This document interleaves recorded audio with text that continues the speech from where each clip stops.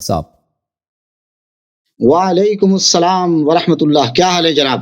اللہ تعالیٰ کا احسان ہے، اللہ تعالیٰ آپ کو سلامتی دے. Thank you sir. اچھا، شکر ہے. آواز کلیئر آ رہی ہے نا؟ آواز بہت کلیئر ہے، آپ کی آواز بہترین ہے.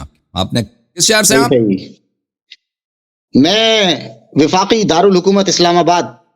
اچھی بات، اللہ آپ کو جزائے خیر دے. کال کرنے کا بڑا شکریہ، حکم کریں. جی جی، سپریم کورٹ اور اپنی قومی اسمبلی اپنے پارلیمنٹ کے پاس سے علاقے سے بات کر رہا ہوں. ماشاء اللہ ماشاء اللہ، اللہ آپ کو سلامتی دے. تو میں سورہ حجرات پہ آپ سے بات کرنا چاہتا ہوں، اور یہ آپ جی کا جو ہے یہ میرے خیال میں بڑا پسندیدہ ٹاپک ہے. تو آپ شروع کریں. 5 منٹ کا ٹائم رکھ لیتے ہیں، ٹائم چلا دیں، ٹائمر لگا دیں. پہلے آپ کے 5 منٹ، اس کے بعد اگلے میرے. میرا موقف تو واضح ہے، میں اب کیا عرض کروں اس میں. تو نہیں، آپ نے آپ سنا آج کر ہوگا. لیں میرے ساتھ، کیونکہ میں آپ سے پھر یہ کہنا چاہ رہا ہوں کہ میرے جو نا دو سسٹم ہوتے ہیں، ایک مناظرہ ایک مذاکرہ.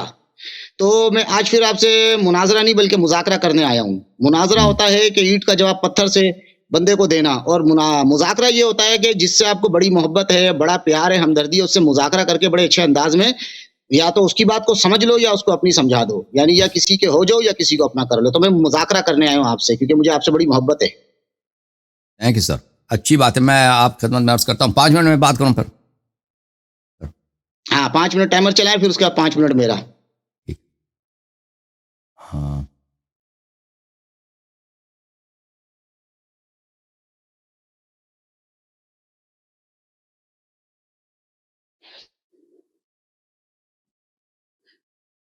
دیکھیں، ٹائمر لگاتے ہیں. بسم اللہ الرحمن الرحیم.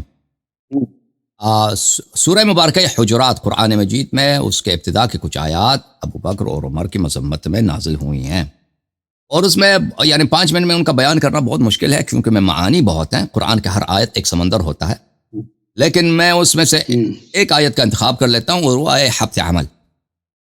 اس میں فرمایا اللہ آیت تعالیٰ نے نمبر کہ 2 ہے یہ. آیت نمبر کون سا؟ حبت عمل والی. جی 2 ہے، آیت نمبر 2 ہے. اس ٹھیک میں ہے یہ ٹھیک ہے ہے. یا ایھا الذین آمنوا لا ترفعوا اصواتکم فوق صوت النبی صلی اللہ علیہ وآلہ ولا تجهروا له بالقول كجهر بعضکم لبعض ان تحبط اعمالکم وانتم لا تشعرون. یہ اگر آپ نبی صلی اللہ علیہ وآلہ وسلم کے ساتھ جب گفتگو کر رہے ہوتے ہیں تو اپنی آواز ان کی آواز پہ اونچا نہ کریں، اور ان سے اپنے جو اپنے ایک دوسرے کے ساتھ جب زور سے گفتگو کرتے ہیں اس طرح زور کے آواز سے گفتگو نہ کریں، کیونکہ آپ کا عمل حبط ہو جائے گا، اور آپ کو پتہ بھی نہ ہو پھر بھی آپ کا عمل حبط ہو جائے گا. تو یہ اس کا سبب نزول کیا ہے؟ اس کا سبب نزول بخاری میں، مسلم میں، باقی کتب میں کوئی اختلاف ہی نہیں ہے. اس کا سبب نزول یہ ہے کہ ابو بکر عمر رسول پاک صلی اللہ علیہ وسلم کے بارگاہ میں انہوں نے آپس میں جھگڑا کیا تھا اور اپنی آواز بلند کی تھی. تو جب اللہ تعالیٰ نے خبر دیا کہ اگر آواز بلند کریں گے تو آپ کا عمل حبط ہو جائے گا، تو بلا شک و بلا ریب تو اس پہ یہ نتیجہ مترتب ہے کہ ان دونوں کا عمل حبط ہو گیا. عمل حبط ہو گیا کا کیا مطلب ہے؟ کہ اگر انہوں نے کوئی نماز پڑھی ہے، کوئی زکوٰۃ دی ہے، کوئی نیک کام کیا، وہ سب کے سب ہیج، ایمان لائے ہیں، سب کا سب ہیج ہو گیا، سب کا سب نیست و نابود ہو گیا، اس کا کوئی اجر نہیں ہے. اور اگر انسان کے نام اعمال میں کوئی نیک عمل نہیں ہے، سب گناہ ہی گناہ ہے، تو بلا شک اس کے جہنمی ہونے میں کوئی شک نہیں رہتا. اور اس کے علاوہ ان لوگوں نے خود اپنے کتابوں میں ان لوگوں نے تصریح کیا کہ حبط عمل جو ہے، حبط عمل کفر کی دلیل ہوتی ہے. مختلف علماء نے آپ کے اپنے کتب میں اس بات پہ، مثلا یہ کتاب ہے تفسیر القاسمی المسمى محاسن التاویل، یہاں پر لما كان عند اہل السنہ المحبط للأعمال هو الكفر خاصہ. محبط عمل کا جو محبط ہوتا ہے وہ کیا ہے؟ کفر ہوتا ہے. ملاحظہ کریں، آپ کی خدمت میں عرض کریں کہ قرآن مجید میں مختلف آیات میں میں آپ کو خدمت میں عرض کروں، مختلف آیات میں یہ جو ہے حبط عمل کفر کی دلیل ہوتی ہے، کفر کے ساتھ ہوتی ہے. مثلا سورہ مبارکہ بقرہ میں اعوذ باللہ من الشیطان الرجیم ومن یرتد منکم عن دینہ فیمت وهو کافر فاولئک حبطت اعمالهم فی الدنیا والآخرہ واولئک اصحاب النار هم فیہا خالدون. حبط عمل کس کی ہوتی ہے؟ حبط عمل اس کی ہوتی ہے جو مرتد ہوتا ہے اور وہ مر جاتا ہے، کفر کی حالت میں مر جاتا ہے، وہ یہ اصحاب النار ہیں اور نار میں وہ خالد رہیں گے. اچھا، ان الذين يكفرون بآيات الله سورہ آل عمران میں ويقتلون النبيين بغير حق ويقتلون الذين يأمرون بالقسط من الناس فبشرهم بعذاب أليم أولئك الذين حبطت أعمالهم في الدنيا والآخرة. جو لوگ اللہ کی آیات سے کفر برستے ہیں، کفر کرتے ہیں اور انبیاء علیہ السلام کو قتل کرتے ہیں، اور جو لوگ امر بالمعروف نہی عن المنکر کرتے ہیں ان کو قتل کرتے ہیں، ان کی جگہ جہنم ہے۔ اولئک الذین حبطت اعمالهم فی الدنیا، ان کے اعمال حبط ہیں۔ تو ملاحظہ فرمائیں سورہ مبارکہ مائدہ میں فرمایا ومن یکفر بالایمان فقد حبط عمله وهو فی الآخرۃ من الخاسرین۔ تو عرض یہ ہے کہ حبط عمل، پہلی بات ہے حبط عمل یعنی اس کے سارے اعمال ضائع ہو گئے، باطل ہو گئے۔ تو پھر ہمیں نہیں کہنا کہ میں لوگوں نے ہجرت کی ہے، جہاد کیا، صحابی تھے، صحبت حبط ہو گیا، نماز حبط ہو گیا، سب کچھ حبط ہو گیا۔ پھر آپ لوگوں نے خود بھی حبط ہو گیا، پھر آپ لوگوں نے خود جو ہے اقرار کیا کہ حبط عمل صرف کفر پہ ہوتا ہے، تو لازمی جب تمہارا اجماع یہ ہے کہ اگر کسی شخص کے عمل حبط ہوئی ہے تو اس کا مطلب ہے کہ وہ کافر ہے، ختم بات۔ پھر آپ لوگوں نے خود، پھر ہم قرآن میں جاتے ہیں، وہی آپ کی بات کی تصدیق آتی ہے کہ حبط عمل کس کی ہوتی ہے؟ اس کی ہوتی ہے جو کافر ہو۔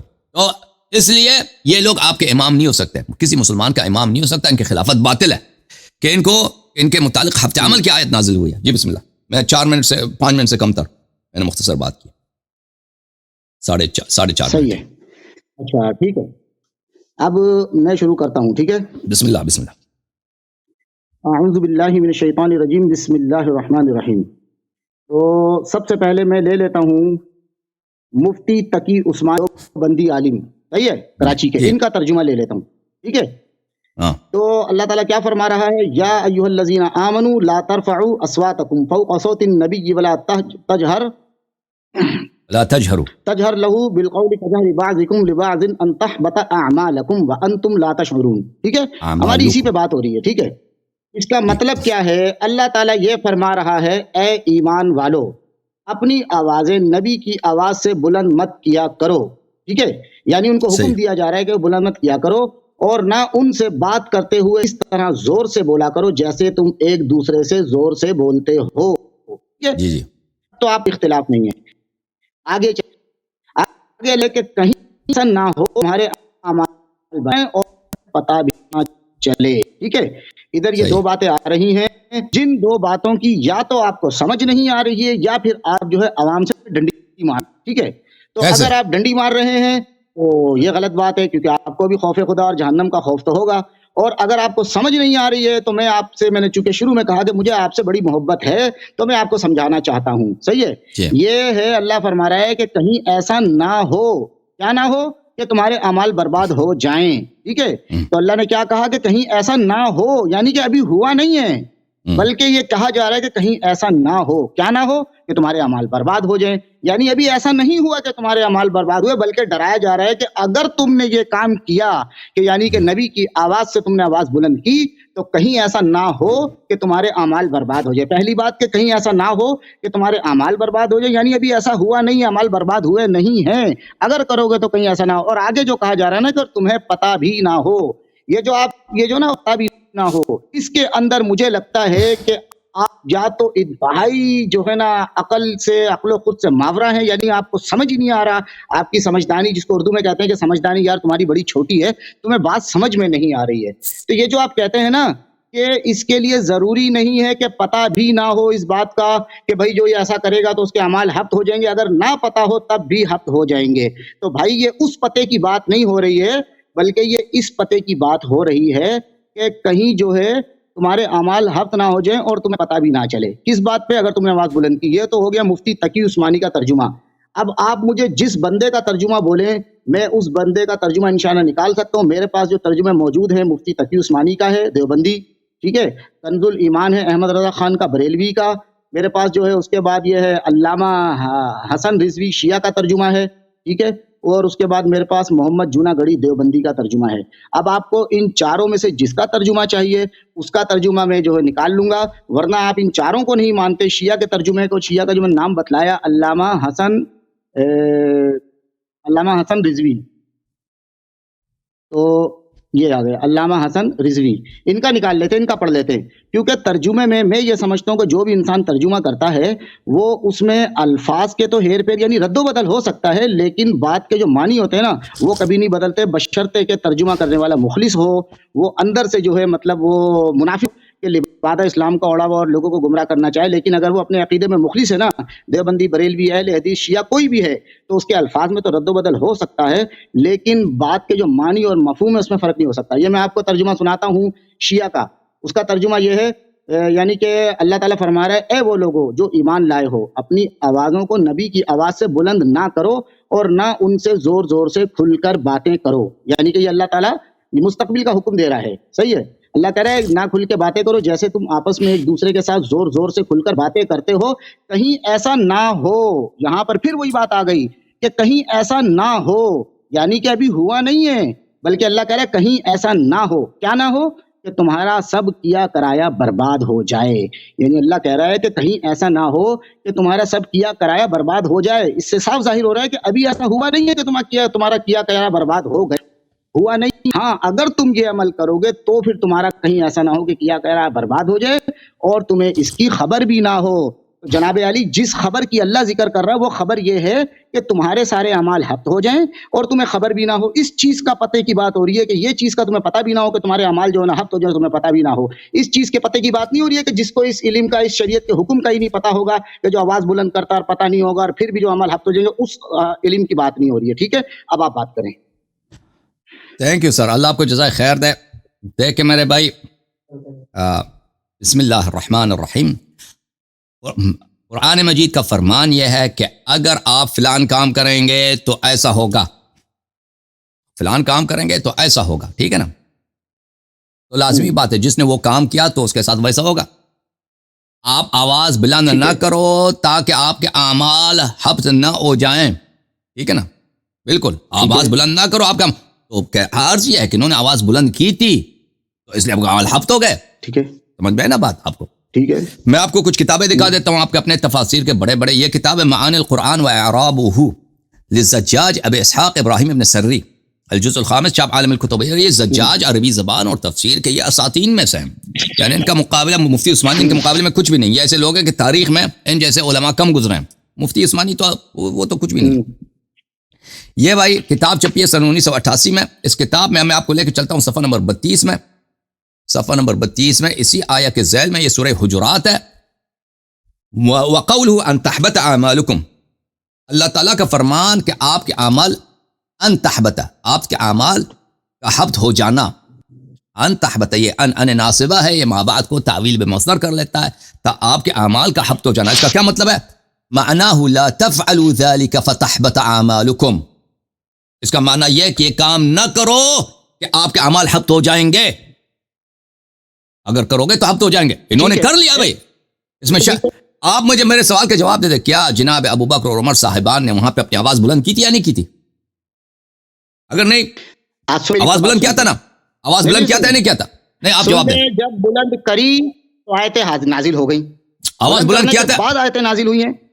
ٹھیک ہے، آواز بلند کیا، آواز بلند کرنے کا سزا کیا ہوتا ہے؟ اعمال حبط ہو جانا۔ اب یہ کہتے ہیں کچھ اس سے پہلے، ہاں، اس سے اب نہ کہیں کہ انہوں نے آواز بلند نہیں کیا تھا، آواز انہوں نے بلند کیا ہے، اور قرآن کا فرمان ہی یہ ہے کہ جو آواز بلند کرتا ہے اس کے عمل حبط ہو جاتا ہے۔ اب آپ کا یہ بہانہ کہ پہلے تو آیا نازل نہیں ہوا تھا، ان کو پتہ نہیں تھا۔ بھائی دیکھیں یہاں پہ دو چیزیں ہیں، کسی شخص کو اگر کسی سزا کا پتہ نہ ہونا، ابھی آپ کو پتہ نہیں ہے کہ آپ چوری کریں گے تو آپ کے ہاتھ کٹیں گے، تو آپ نے چوری کر لی، تو آپ ادھر جج کے پاس جائیں، مجھے تو پتہ نہیں تھا کہ چوری کرنے کے ہاتھ کٹتے ہیں، یعنی سزا، ٹھیک ہے، پنشمنٹ کا اگر پتہ نہ ہو، پنشمنٹ کا اگر اس کے متعلق اگر جہل ہو تو اس سے کوئی فرق نہیں پڑتا۔ وہ جج آپ پہ ہنسے گا، کہتے ہیں اس بیوقوف کو دیکھو، پتہ نہیں ہے تو پتہ تو تھا کہ چوری حرام ہے، یہ تو پتہ تھا نا چوری حرام ہے، چوری کیا ہے تجھے، یہ کوئی شرط نہیں ہے کہ اب چور اگر عالم نہیں ہے، اس کو پتہ نہیں ہے کہ اس کے ہاتھ کٹیں گے تو اس کا ہاتھ ہم نہیں کاٹیں گے، یا اس کو کسی نے زنا کیا، بھائی مجھے پتہ نہیں تھا کہ زنا کروں گا تو سنسار ہوں گا، تو سزا اگر معلوم نہ تو اس کا کوئی وہ نہیں ہوتا۔ تو اس لیے آپ کہہ دیں کہ ابھی ان کو پتہ نہیں تھا کہ یہ کام کریں گے تو عمل حبط ہو جائیں گے، ان کو سزا کا نہیں معلوم تھا، تو یہ کوئی عذر نہیں ہے، کسی معاملے میں کسی کے پاس عذر نہیں ہے۔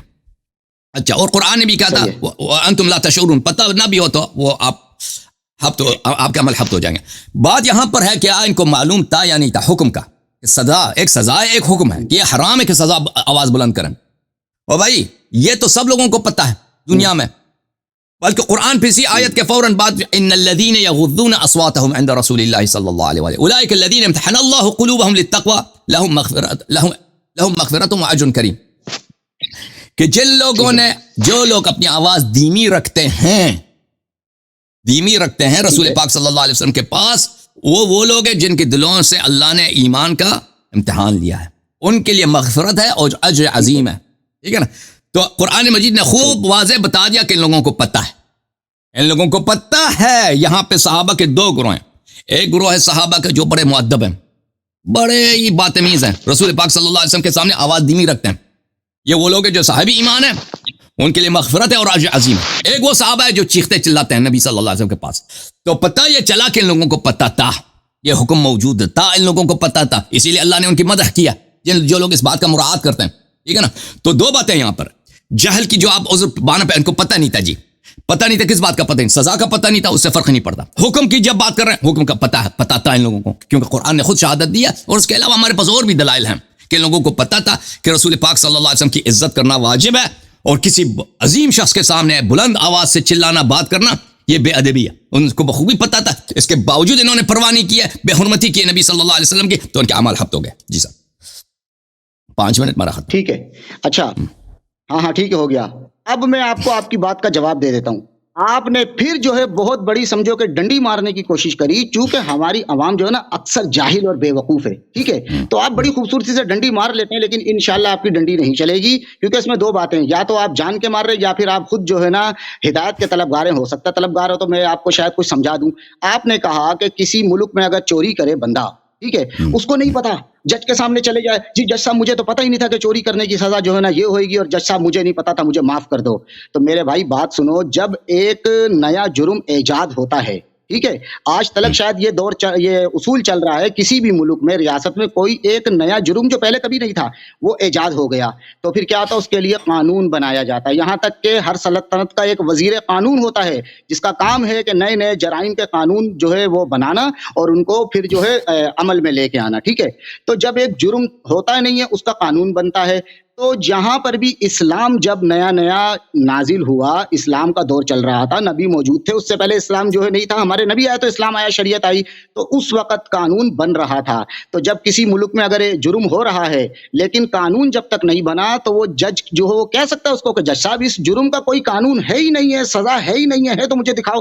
ہاں، جب قانون بن جائے گا اس کے بعد اگر وہ جرم کرے گا تو اس کی نہیں ہوگی۔ تو جس وقت آپ میں جو عمر نے اگر یہ جرم کیا اور آواز بلند کر لی اور بہت بڑا جرم ہے، تو قانون کی جو ہے وہ آیت جو ہے وہ قانون بن کے نازل ہو گئی کہ اگر کسی نے یہ جرم کیا تو اس کے اعمال حبط ہو جائیں گے، اور جب حبط ہو جائیں گے تو پھر وہ آپ کی بات پہ ایگری کرتا ہوں کہ پھر اس کا جو ہے نا وہ مسلمان نہیں رہے گا، وہ جو ہے جہنم کے لیے ہو جائے گا ہمیشہ کے لیے، جو بھی ہے وہ بات کی بات ہے۔ لیکن اگر وہ یہ جرم کرے گا تو ہوگا نا، جب کرے گا تو نہیں ہوگا۔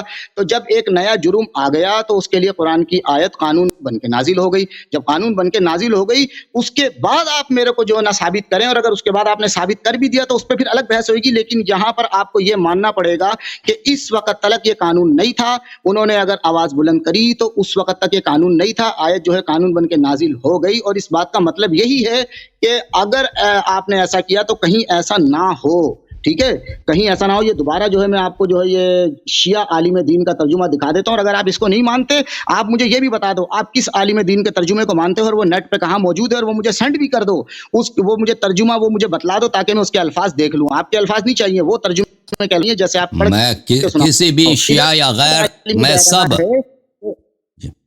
بولیں ہاں دیکھیں، وہ شیعہ عالم دین یہی کہہ رہا ہے، لکھا ہوا ہے کہ اس طرح زور زور سے جو ہے کھل کر باتیں نہ کیا کرو، کہیں ایسا نہ ہو، یہ الفاظ ہیں اس کے لکھے ہوئے ہیں کہ کہیں ایسا نہ ہو، تو عوام انشاءاللہ سمجھ سکتی ہے اس بات کو کہ اس کا مطلب یہی ہے کہ ابھی ایسا ہوا نہیں ہے، ٹھیک ہے۔ ہم کسی کو بولتے ہیں نا، بات سن، میرے پیسے دے دے، اگر تو نے میرے پیسے نہیں دیے تو کہیں ایسا نہ ہو کہ میں تجھے قتل کر دوں، تو کیا اس کا مطلب اس نے اس کو قتل کر دیا؟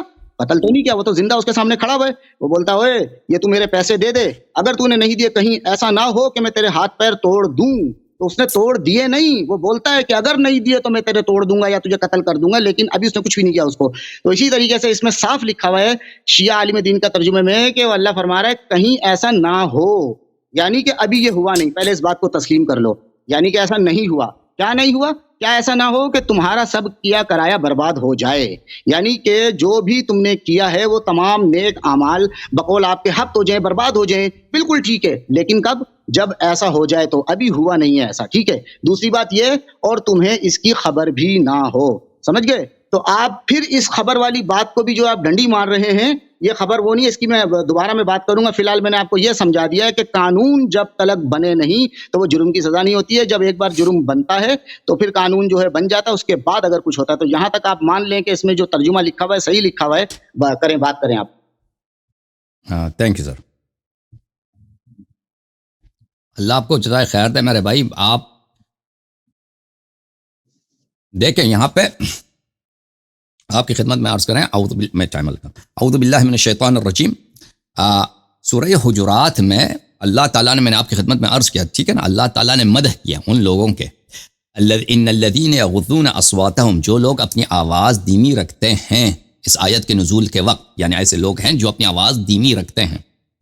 اولئک الذین امتحن اللہ قلوبہم للتقوی، یہ وہ لوگ ہیں جن کا اللہ تعالیٰ نے ان کی دلوں سے ایمان اور تقوی کا امتحان لے چکا ہے، یعنی ثابت ہے کہ یہ مومن ہے۔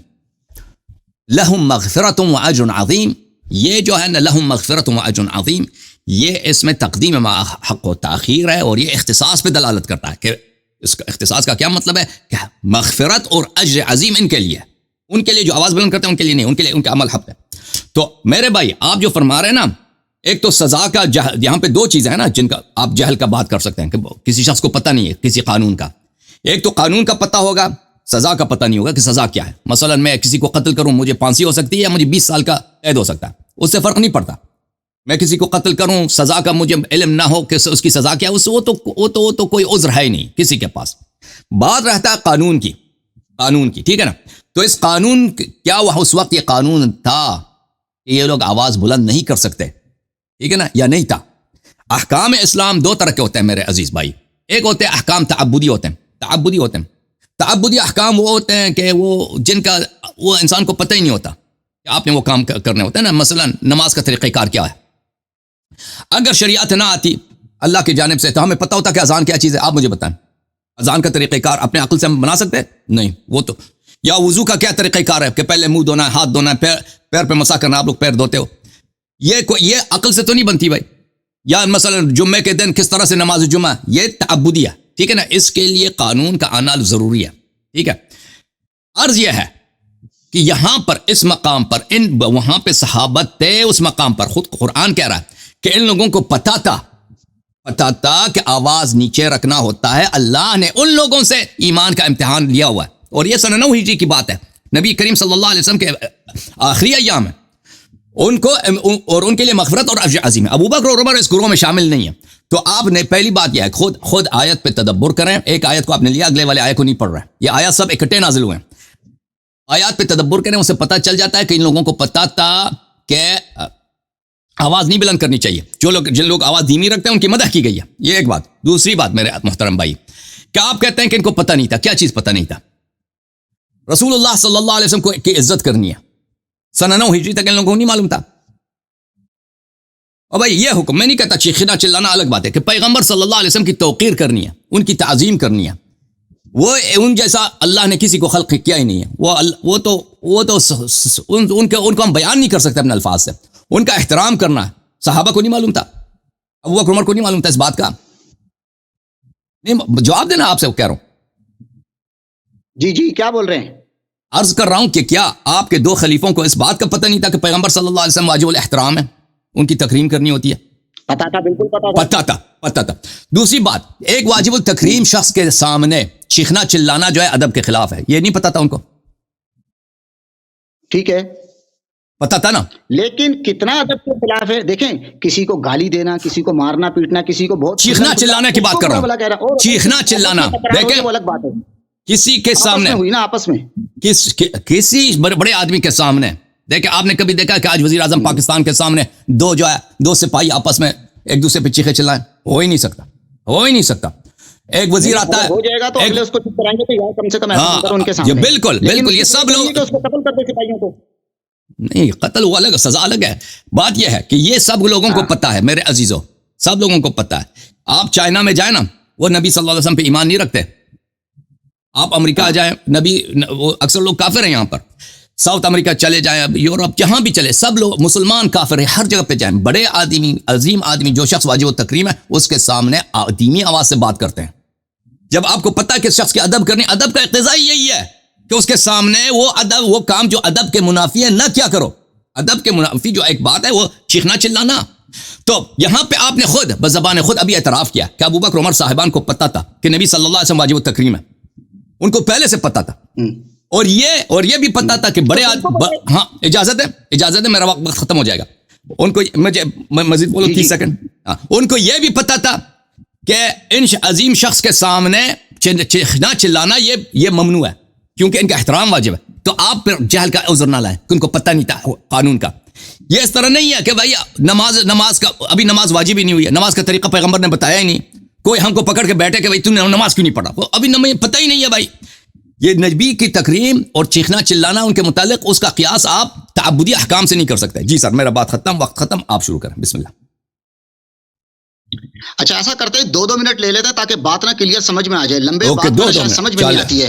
میں ایک بات کروں گا آپ سے، صحیح ہے، آپ یہ جو اتنے عرصے سے لوگوں کو عوام کے ساتھ فراڈ کر رہے ہیں، بیوقوف بنا رہے ہیں نا، اس بات میں کہ تمہارے اعمال برباد ہو جائیں گے اور تمہیں پتہ بھی نہ ہو. ٹھیک ہے، یہ جو پتہ بھی نہ ہو نا، یہ پتہ کس پتہ کی بات ہو رہی ہے، اس بات کو آپ نے اپنے ٹائم میں کلیئر کرنا ہے. کس پتہ کی بات ہو رہی ہے؟ کیونکہ میں ادھر عوام سن رہی ہے ہماری بات، کس پتہ کی بات ہو رہی ہے. اللہ فرما رہا ہے کہ جیسے آپس میں ایک دوسرے سے زور سے بات کرتے ہیں، نبی کے سامنے اس طرح بات نہیں کرنا، کہیں ایسا نہ ہو کہ تمہارے سارے اعمال برباد ہو جائیں اور تمہیں اس کی خبر بھی نہ ہو. تو میں یہ کہتا ہوں کہ ادھر اس پتے کی، اس خبر کی بات ہو رہی ہے کہ تمہارے اعمال برباد نہ ہو جائیں.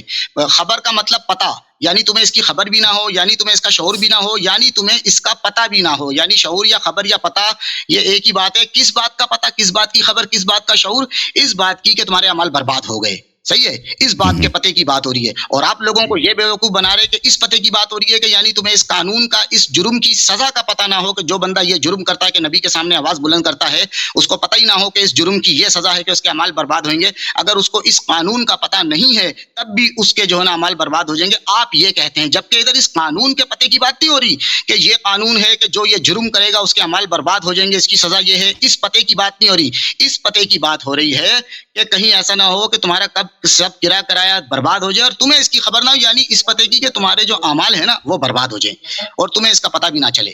اس پتے کی بات ہو رہی ہے. ٹھیک ہے، تو اس پتے کی جو ہے بات ہو رہی ہے. اب آپ اس کو کلیئر کر دیں کہ آپ کس پتے کر رہے ہیں. اعمال برباد ہو جائیں گے اس کا پتہ نہ ہو، یا اس جرم کی یہ سزا ہے اس کا پتہ نہ ہو؟ مجھے بتائیں. جی سر، تھینک یو، اللہ آپ کو جزاک خیر. ہاں جی، دیکھیں میرے محترم ناظرین، یہاں معاف کیجیے گا، قرآن مجید کا فرمان ہے آیہ مبارکہ میں، اعوذ باللہ من الشیطان الرجیم، اپنی آواز بلند نہ کرو نبی صلی اللہ علیہ وسلم کی آواز پر، اور ان سے زور زور سے بات نہ کیا کرو جیسے ایک دوسرے سے بات کرتے ہو، کہ آپ کے عمل ہبط ہو جائیں گے اور آپ کو پتہ نہیں ہوگا. آپ کے عمل ہبط ہو جائیں گے، آپ کو پتہ نہیں ہوگا. آپ کو پتہ نہ بھی ہوتا آپ کا عمل ہبط ہو جائے گا، عمل کے ہونے کا پتہ نہیں ہوگا. ابھی آپ نے خود اعتراف کیا. یہ کس کی بات ہوگی؟ اسی حکم کی بات ہوگی بھائی، اسی حکم کی اور اسی سزا کی. آپ کو پتہ، یہ کیونکہ ان کو پتہ بھی ہے، ان کو بخوبی پتہ ہے کہ نبی صلی اللہ علیہ وآلہ وسلم واجب الاحترام ہے، اور ان کے سامنے آواز، آپ نے خود ابھی بار بار اعتراف کیا، ان کے سامنے آواز بلند کرنا یہ ان کے احترام کے منافی ہے. اور یہ آیا نہ بھی ہوتا نا، ٹھیک ہے، یہ آیا نہ بھی ہوتا پھر بھی دیکھیں، پھر بھی اب سب مسلمانوں کا اجماع ہے کہ نبی صلی اللہ علیہ وسلم سے گستاخی جو ہے کفر ہے. سب مسلمانوں کا اجماع. ان لوگوں نے نبی صلی اللہ علیہ وسلم کے بارگاہ اقدس میں گستاخی کیا، چلایا ہے، چیخا، ایک دوسروں کو انہوں نے برا بلا کہا. تو اس لیے یہ آیا نہ بھی ہوتا پھر بھی یہ بات ثابت ہوتی.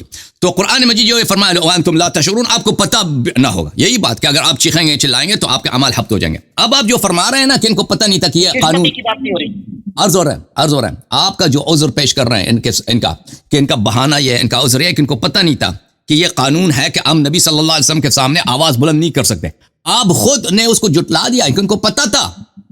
بھائی اس کے کئی دلائل. پہلی بات یہ ہے کہ آیت نمبر 3 میں ان الذین، جو لوگ آواز دھیمی رکھتے ہیں اللہ نے ان کی تعریف کیا. تو ایسے لوگ تھے جو اس حکم ہے تو اس کی اتباع ہو رہی ہے نا، حکم ہے تو اس کی اتباع ہو رہی ہے، خود قرآن نے بتا دیا. دوسری بات، آپ نے خود کہہ دیا کہ کوئی شخص بنگالی ہے، کوئی کسی بھی علاقے، اس کو پتہ ہے قرآن اس نے زندگی میں نہیں پڑھی، حدیث نہیں پڑھی، اس کو پتہ ہے کہ نبی صلی اللہ علیہ وسلم کا احترام واجب ہے. سب کو پتہ ہے.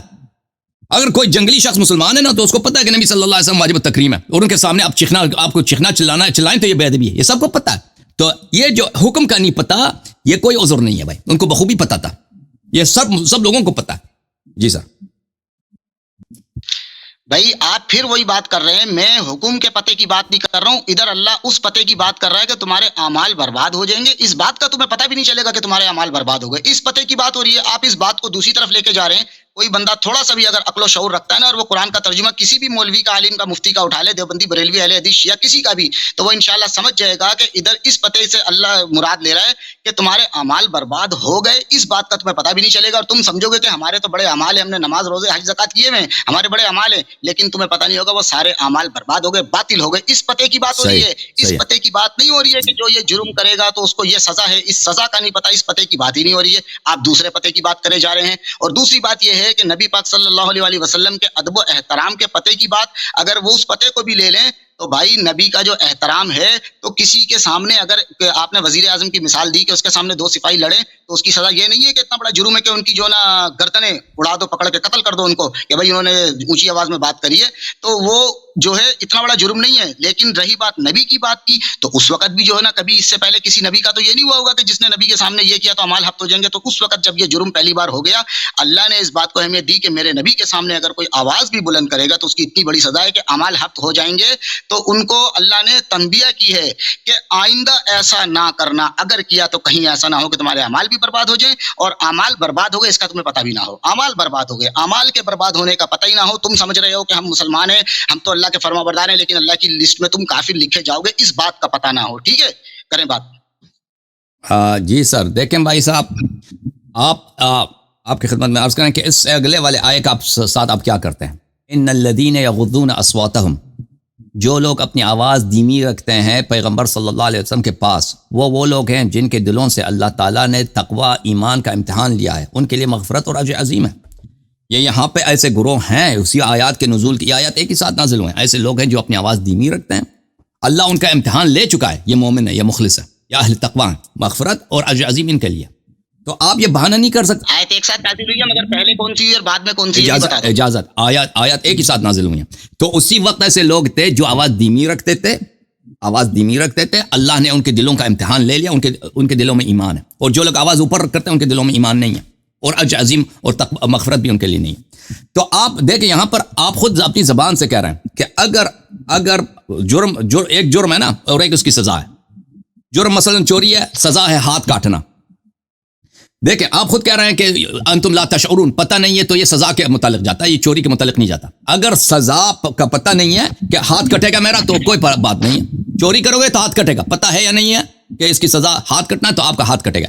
یہاں پر بھی آپ کو پتہ ہے یا نہیں ہے کہ آپ کے اعمال ہفت ہو جائیں گے، اس سے فرق نہیں پڑتا، آپ کے اعمال ہفت ہو جائیں گے اگر آپ نے یہ جرم کر لیا ہے۔ تو بات آپ کی یہاں صرف آپ کے پاس ایک ہی بہانہ بچ جاتا ہے، ایک ہی طریقہ بچ جاتا ہے کہ آپ کہتے ہیں کہ ان لوگوں کو پتہ نہیں تھا کہ آواز بلند کرنا حرام ہے، آواز بلند کرنا جو ہے شریعت میں جائز نہیں ہے، ان کو یہ پتہ نہیں تھا۔ اور میں ثابت کر چکا ہوں خود قرآن سے کہ ان کو پتہ تھا، یہ حکم واضح تھا کہ نبی صلی اللہ علیہ وسلم کے سامنے آواز نہیں بلند کرنی، خود آیت نمبر 3 یہ بتا رہا ہے۔ اور پھر میں نے آپ کی خدمت میں یہ بھی عرض کی اور آپ نے خود بھی کہہ دیا کہ ان لوگوں کو پتہ تھا کہ نبی صلی اللہ علیہ وسلم واجب الاحترام ہے، اور نبی صلی اللہ علیہ وسلم کے سامنے آواز بلند کرنا یہ گستاخی ہے۔ خود آپ اعتراف کر چکے ہیں دونوں باتوں کا، تو پھر آپ کے پاس کوئی راستہ نہیں ہے۔ آپ الحمدللہ رب العالمین، آپ جو ہے نا اعتراف کر چکے ہیں کہ ان کے اعمال ہفت ہو چکے ہیں، کیونکہ حکم کا بھی پتہ تھا، سزا کا پتہ ہو یا نہ اس سے فرق نہیں پڑتا۔ آپ خود کہہ رہے ہیں سزا کا پتہ ہو یا نہ ہو، آیا آپ خود یہ کہہ رہے ہیں انتم لا تشعرون کا مطلب یہ ہے کہ سزا کا اگر پتہ نہ ہو، اعمال ہفت ہونے کا پتہ نہ ہو، اس سے فرق نہیں پڑتا۔ الحمدللہ وہ ہماری بات کی تائید ہے۔ جی بسم اللہ، شیخ صاحب پہنچ گیا۔ جناب پہلی بات تو یہ ہے آپ مفتی تقی صاحب ادھر آ جائیں نا، وہ اس کا جواب نہیں دے سکیں گے، کوئی اس کا جواب ہے ہی نہیں۔ اس ان آیات اللہ نے ایسی حجت قائم کیا ہے کہ اس کا جواب کسی آپ لوگوں کے پاس نہیں ہے، سوائے ایک ہی راستہ کہ ایمان لائیں قرآن پر، کہہ دیں کہ جن کا خبر اللہ نے خبر دیا کہ یہ جن کے متعلق آیات نازل ہوئی ہیں ان کے اعمال ہفت ہیں، بھائی اعتراف کرو، قرآن کی تصدیق کرو، قرآن کے مقابلہ کیوں کر رہے ہو بھائی؟ ختم بات، جواب نہیں آپ کے پاس۔ میں آپ کو بتاتا ہوں قرآن کا جواب کیوں نہیں ہے؟ آپ بات جان بوجھ کے اگر نہ سمجھنا چاہیں، اب آپ بولے کہ نہیں کوا تو سفید ہے، کوا تو سفید ہے، تو آپ کے سفید کہنے سے کوا سفید نہیں ہو جائے گا، کوا کالا تو کالا ہی رہے گا۔ آپ آیت نمبر 2 کو چھوڑ کے بار بار آیت نمبر 3 پہ چھلانگ لگا رہے ہیں۔ بات یہ ہے کہ پہلے آیت نمبر 2 نازل، اس سے اگلی آیت نمبر 3 ہے نا، ابھی 2 کلیئر ہوئی نہیں ہے، بار بار آپ آیت نمبر 3 میں چلے جاتے ہیں، بار بار 3 میں چلے جاتے ہیں، 3 کو بھی دیکھ لیتے ہیں، لیکن 2 کلیئر ہوگی تو 3 میں جائیں گے، ابھی 3 میں چلے جائیں۔ یہ آپ ان کے شیعہ عالم دین کا ترجمہ ہے نا۔ آیت نمبر 3 میں اللہ کیا فرما رہا ہے؟ اللہ یہ فرما رہا ہے حقیقت یہ ہے کہ جو لوگ خدا کے رسول صلی اللہ علیہ وآلہ وسلم کے سامنے ادب سے اپنی آوازیں دیتے ہیں، تو یہ وہ لوگ ہیں جن کے دلوں کو اللہ نے تقوی کے لیے جانچ لیا ہے، ان کے لیے گناہوں سے معافی بھی ہے اور بہت بڑا اجر و ثواب بھی ہے۔ ٹھیک ہے، اس ترجمے سے کوئی اختلاف ہے آپ کو؟ دوبارہ پڑھیں تو مجھے دھیان نہیں تھا، دوبارہ پڑھیں، میں دوبارہ غور سے سنتا ہوں، دوبارہ پڑھیں۔ اچھا ٹھیک ہے، میں دوبارہ پڑھ دیتا ہوں۔ اللہ فرما رہا ہے حقیقت یہ ہے کہ جو لوگ خدا کے رسول صلی اللہ علیہ وآلہ وسلم کے سامنے ادب سے اپنی آوازیں دھیمی رکھتے ہیں، تو یہی وہ لوگ ہیں جن کے دلوں کو اللہ نے تقوی کے لیے جانچ لیا ہے، ان کے لیے گناہوں سے معافی بھی ہے اور بہت بڑا اجر و ثواب بھی ہے۔ اچھا ترجمہ، اچھا ترجمہ، یہی ہے نا، یہ ترجمہ ہے۔ اب اس کے اندر اللہ جو ہے یہ فرما رہا ہے کہ جو دھیمی رکھتے ہیں، یعنی کہ اس سے پہلے جب ابو بکر عمر رضی اللہ عنہ نے آوازیں اگر اپنی اونچی کر لی نبی کے سامنے، آپس میں کری، نبی سے نہیں کری، آپس میں کری، ان کو اس بات کا خبر نہیں تھی کہ بھئی آپس میں بھی نبی کے سامنے کریں گے تو یہ اتنا بڑا جرم ہوگا کہ اس سے ہمارے اعمال ہی برباد ہو جائیں گے اور ہم جہنمی ہو جائیں گے۔ تو اللہ نے جو ہے ان کے لیے آیت نازل کری، کیونکہ کسی ملک میں بھی ایسا نہیں ہوتا کہ جرم جو ہے وہ قانون بنا نہیں ہے اور اس سے پہلے کسی نے جرم کیا تو چل بھائی تیرے لیے جو مرضی سزا اٹھا کے رکھ دو، نہیں، اگر جرم ہوتا ہے تو پہلے اس کا پارلیمنٹ میں قانون تجویز ہوتا ہے کہ یہ جرم جو بھی آئندہ کرے گا تو اس کا یہ قانون بن جائے گا کہ یہ سزا ہے۔ اور اب بھی اگر کسی نے یہ جرم کیا تو پھر وہ قانون میں لکھا ہوتا ہے کہ جس نے جرم کیا کہیں ایسا نہ ہو کہ تمہارے ہاتھ کاٹ دیے جائیں، کہیں ایسا نہ ہو کہ تمہاری ساری جائیدادیں ضبط کر لی جائیں، یعنی قانون بنائے گا پھر اس پہ لاگو ہوگا۔ تو اس وقت عمر جب نئی نبی کے سامنے بڑا جرم ہے، مالی بڑا جرم، تو اللہ کسی قوم کو اس وقت تک ہلاک نہیں کرتا، رسول یا پیغمبر نہیں بھیج دیتا کہ وہ اللہ کے حکموں کو کھول کھول کر سنا دے کہ اے میرے بندو اگر تم نے یہ جرم کیا تو تمہارا جو ہے انجام دوزخ ہوگا، جنت نہیں، اللہ پہلے بڑا ہے۔ تو اسی طرح اللہ نے یہ آیت اس وقت اس سے پہلے قرآن میں کہیں اور تو نازل نہیں کری نا، بہت سی آیتیں جو 2 2 3 3 4 4 دفعہ نازل ہوئی ہیں، ٹھیک ہے، جیسے فبی اعلی ربکما تکذبان ہے اور آیتیں، لیکن یہ آیت تو ایک ہی دفعہ نازل ہوئی ہے۔ اس کا مطلب ہے کہ اس سے پہلے اس جرم کی سزا کا کسی کو نہیں پتا تھا۔ جب یہ جرم سرزد ہوا اللہ نے آیت نازل کر دی، جب آیت نازل کر دی اس کے بعد جو ہے پھر جرم تو نہیں ہوا نا، اور پھر جب یہ آیت ہو گئی اس کے بعد پھر آگے اللہ نے پھر جو ہے جو آوازیں بلند نہیں کرتے بلکہ دھیمی رکھتے ہیں ان کے لیے پھر اللہ نے یہ بھی بتا دیا کہ جو میرے نبی کا جو ہے ادب و احترام کرے گا اور آوازیں دھیمی رکھے گا تو ان کے لیے ثواب یہ ہے کہ ایک تو ان کے دل اللہ نے تقوی کے لیے آزما لیا، اللہ کے لیے وہ متقی ہو گئے اور ان کے لیے مغفرت ہے اور اجر عظیم ہے۔ تو اس کے بعد تو ابو بکر عمر نے کبھی ایسا نہیں کیا۔ کریں بات،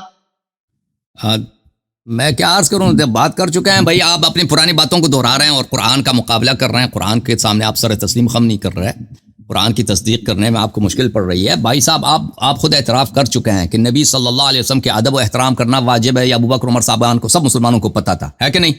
وہ پتا تھا یا نہیں تھا؟ بالکل، اور بھائی جس نے بھی کلمہ پڑھا نا، ابھی ایک شخص مسلمان ہوتا ہے کلمہ پڑھتا ہے لا الہ الا اللہ محمد رسول اللہ صلی اللہ علیہ وسلم، ابھی اس نے قرآن نہیں پڑھی، حدیث نہیں پڑھی، لیکن اس کو پتا ہے کہ اگر میں نے اعتراف کر لیا کہ یہ شخص اللہ کی جانب سے آئے ہیں معجزات ہدایت کے ساتھ تو اس کا احترام واجب ہے۔ یہ تو آپ نہ کہتے ہیں کہ اس کے لیے آیت کی ضرورت ہے، کہ احترام کرنا سب کو معلوم ہے کہ نہیں؟ اور بھائی احترام کی بات کر رہا ہوں، ٹھیک ہے نا، یہ تو پتا تھا احترام کرنا واجب ہے، بے احترامی کرنا حرام ہے پیغمبر صلی اللہ علیہ وسلم کے، یہ بھی نہیں معلوم نہیں تھا یا معلوم تھا؟ یہ احترام میں کیا میں نے یوں ہاتھ پہ ہاتھ، بھائی میں اس احترام کا پوچھ رہا ہوں، نبی صلی اللہ علیہ وسلم کا احترام واجب ہے، ان کی بے احترامی حرام ہے، کفر ہے، یہ پتا تھا ان کو نہیں پتا تھا؟ بالکل احترام واجب ہے، لیکن احترام کی کیٹیگریاں ہوتی ہے کہ کیا کیا چیز احترام پتا تھا نا کہ احترام کرنا۔ اب یہ کہ کسی عظیم شخص کے سامنے، اور وہ بھی دنیا کے سب سے عظیم ترین شخص، دنیا و آخرت کے سب سے عظیم ترین، اس کے سامنے آپس میں چلانا چیخنا ایک دوسرے پہ، ان کے بارگاہ میں یہ ادب کے منافی ہے، یہ ان کو نہیں پتا تھا ابو بکر عمر کو؟ चलो ठीक है, उनको पता था, लेकिन उसकी खत्म सजा का बात, नहीं पता था कि सजा क्या खत्म होगी, क्या खत्म। हाँ, अल्हम्दुलिल्लाह अल्हम्दुलिल्लाह। अब रुक जाओ, अब रुक जाओ, अब रुक जाओ। तो अबू बकर उमर को पता था कि नबी सल्लल्लाहु अलैहि वसल्लम की गुस्ताखी हराम और कुफ्र है, और ये भी पता था कि उनके सामने, प्लीज प्लीज बात करने दो, अभी मेरा टाइम है, अभी मेरा टाइम है। आपने एतराफ कर लिया कि उनके सामने उनका गुस्ताखी करना हराम और कुफ्र, ये पता था, और ये भी पता था कि आपस में गुस्ताखी करेंगे, आपस में चीखे चुलाएंगे, गुस्ताखी में शुमार होगा, बेहतरामी में शुमार होगा। तो अल्हम्दुलिल्लाह ये जान, एक मिनट, आपने भी एतराफ कर, तो अल्हम्दुलिल्लाह पता चला कि ये जानकर कुफ्र के मुर्तकिब हो गए, गुस्ताखी नबी सल्लल्लाहु अलैहि वसल्लम के मुर्तकिब। ये आयत ना भी होती ना, आयत नाज़िल ना भी होती, तो कुफ्र उनका साबित हो गया, खत्म बात। दूसरी बात, अब सजा का नहीं पता था, सजा का पता नहीं था, आप खुद बार बार अभी पिछले 10 मिनट में कितनी बार आपने कहा कि अंतुम ला तशऊरून, का मतलब यही कि आपको अगर सजा का पता भी नहीं है, इसका मतलब यही है, आप कह रहे थे कि आपका अमल हफ्त हो जाएंगे, तो वो तो कोई उज़्र ही नहीं, अल्हम्दुलिल्लाह रब्बिल आलमीन साबित हो गया, खत्म बात। शेख साहब खत्म है आप। हाँ, अब कुरान पे ईमान लाने का वक्त है, अब कुरान के मानी आपको आते हैं, आप सीख गए। अब अबू बकर उमर के लिए कुरान से इनकार ना करें भाई, कुरान की मुखालिफत छोड़ दें। अबू बकर उमर कुरान से बड़े नहीं है, खत्म है आप खत्म है। ये आप भी जवाब नहीं दे सकते, मुफ्ती उस्मानी, ताहिर कादरी, कोई भी इसका जवाब नहीं दे सकता, ये कैसा तलवार है, खत्म, मामला ही खत्म है जी। अब आप तैयारी करें अगले हफ्ते के लिए। नहीं कैसे, एक सुनते जाए ना, एक आयत सुनते जाए। मैं आपको एक आयत बता रहा हूँ, इसकी जो पहली आयत है ना सूरह हुजरात की, उसमें क्या लिखा हुआ है? पहली आयत में आप जरा मुझे तर्जुमा करके दिखा दें, पहली आयत में क्या लिखा हुआ है, मैं आपसे पूछूं। बस खत्म है। आप अगले वो ला तुक़द्दिमू बैन यदै अल्लाहि व रसूलिही वत्तक़ुल्लाह इन्नल्लाह समीउन अलीम। ए ईमान वालो, अल्लाह और रसूल सल्लल्लाहु अलैहि वसल्लम पे पेशी इख्तियार ना करो, उनसे आगे ना बढ़ो, अल्लाह से डरो, अल्लाह समी और अलीम है। इसका तर्जुमा पता है क्या है? मैं आपको इसका तर्जुमा बताऊं पढ़ के? बताओ।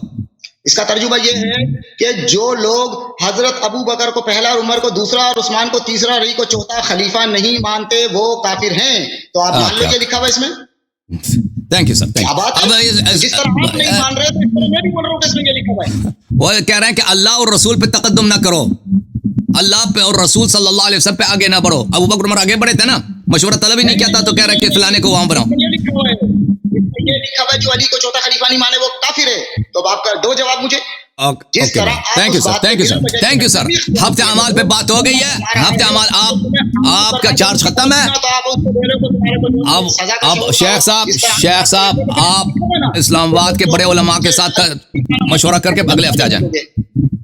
ठीक है भाई, ठीक है, थैंक यू सर।